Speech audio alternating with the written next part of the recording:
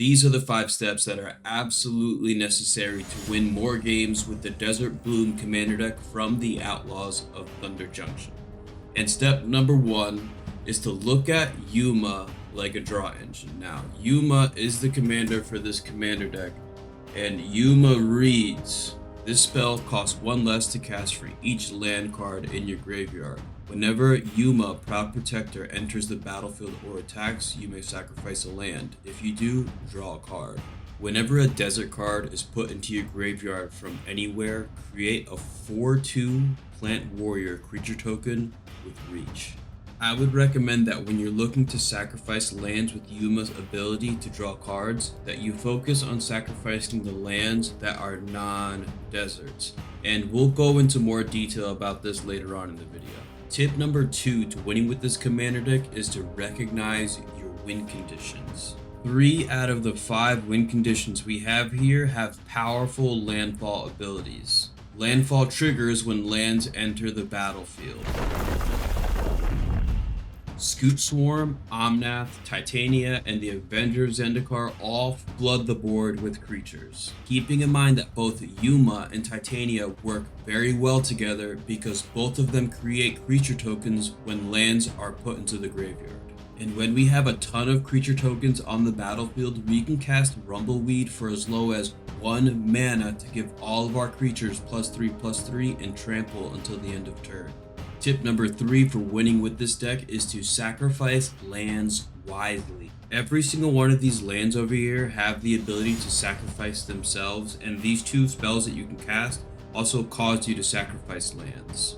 The key is to make sure that as you play the lands that can sacrifice themselves, you choose not to sacrifice them. Just keep them on the side of the board. You're playing a landfall deck, you're going to have plenty of lands to play with. At some point, when you have creatures that trigger off of the landfall abilities, with both of these creatures in play, you can then wisely decide to sacrifice this land. Because as this land is sacrificed, you're going to search your library for a basic land and put it into play. When this land enters the battlefield, that's going to trigger landfall.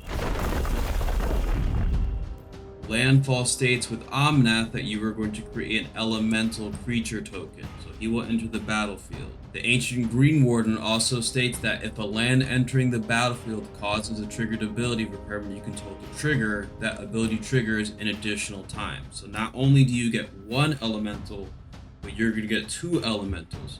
Keeping in mind though that the Ancient Green Warden states that you may play lands from your graveyard as well. So that Terramorphic Expanse that I just sacrificed, I can play again, triggering landfall, which is going to create 2 more elementals. So I'm going to be at 4 elementals. I can then sacrifice this Terramorphic Expanse again, which is going to put another land into play, which is going to trigger landfall, which is going to allow me to have a total of 6 elementals in play. So had I not had this Terramorphic Expanse on the battlefield in the beginning of this little combo that I just demonstrated over here, I would have lost out on 2 elementals. So choose to sacrifice your lands wisely. If you guys enjoy videos like this, you guys can like this video and subscribe to this channel as well, and use the comment section below as a method of letting me know what videos you guys want to see next. We also have a Discord server in this community, so if you'd like to play games of Magic against me, click the link in the description. Key number 4 to winning with this commander deck is to play win conditions once you have them set up. Do I cast Rumbleweed when I have 1 creature on the battlefield? You're going to cast Rumbleweed when you have many creatures on the battlefield. I want you to imagine that you had both Titania and Yuma on the battlefield at the same time. I want you to go into the comment section below and tell me how you would set up this combo to maximize the abilities of both of these cards. The unfortunate reality is that if you play your win conditions early, it is more likely that your opponents will target them with removal, or the board could get wiped. So playing them at the correct time once you've set up the board state correctly allows you to maximize the value that you can get from these cards. And the final key to winning with this commander deck is to attack modestly. Let's just imagine we have a Yuma on the battlefield, and all we want to do is sacrifice a land so that we can draw a card, but we have to attack in order to draw that card. Should I attack the player that has no blockers? Keeping in mind, new players, that if someone takes 21 points of damage in total with your commander, you knock that person out of the game. So should I attack that person, or should I attack the person with 1/2/2 zombie that could easily block Yuma? You're gonna choose the person with the zombie, because if you choose the person with the zombie, you're not threatening their life total, which means that they're not gonna target Yuma with removal.